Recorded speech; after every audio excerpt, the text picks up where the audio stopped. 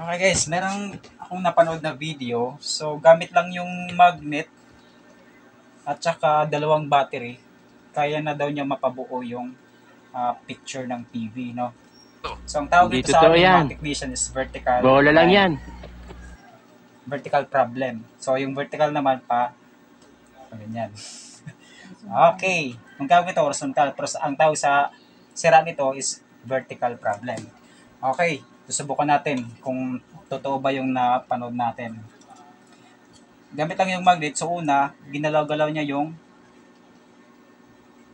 magnet. Yun. So napansin nyo guys, para siyang yung line niya, para siyang umaalon, no? Yun, no? Okay. After niyan, binaba, tsaka niya, yung battery naman. Yung battery naman, dito sa negative at sa positive. Ganyan lang yung posture na, no? Okay, simulan natin kung totoo ba yun. Okay guys, walang kukurap. Okay guys, nagsisimula na. Ganyan lang guys. Okay. Stop muna.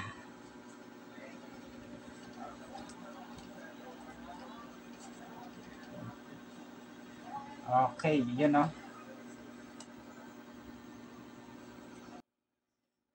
Parang totoo. So, palakihin natin.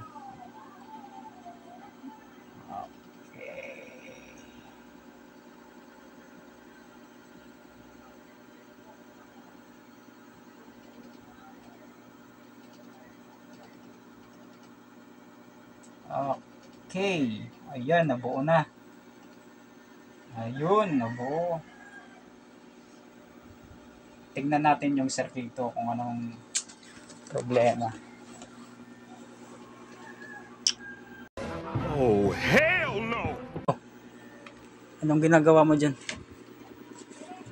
Ano yan? Nga, tingnan ko nga.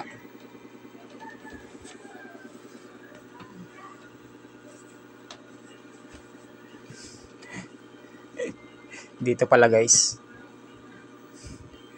Pinipilit lang pala. Hindi totoo yan. Bola lang yan. Ayun, nabuo na.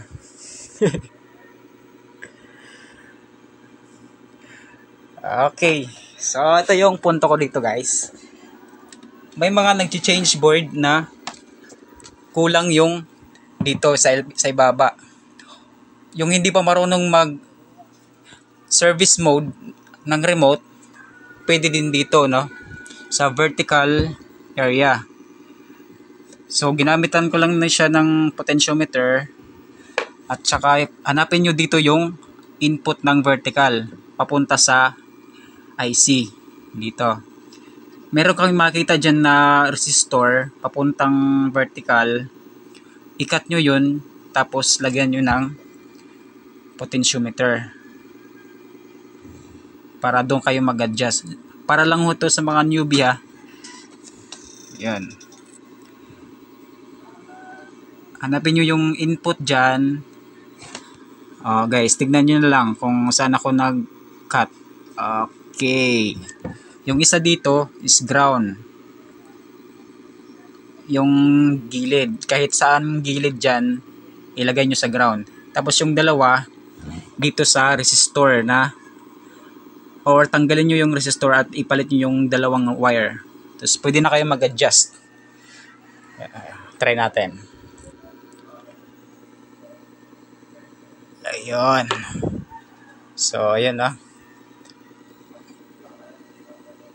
Ayun. Okay na yung screen nya. Ito naman yung magnet. Taasan natin ng brightness ng screen. Okay. Ayan. So, ito. Madadala yan sa degaussing para mawala yung kulay. Okay. So, ayan lang guys.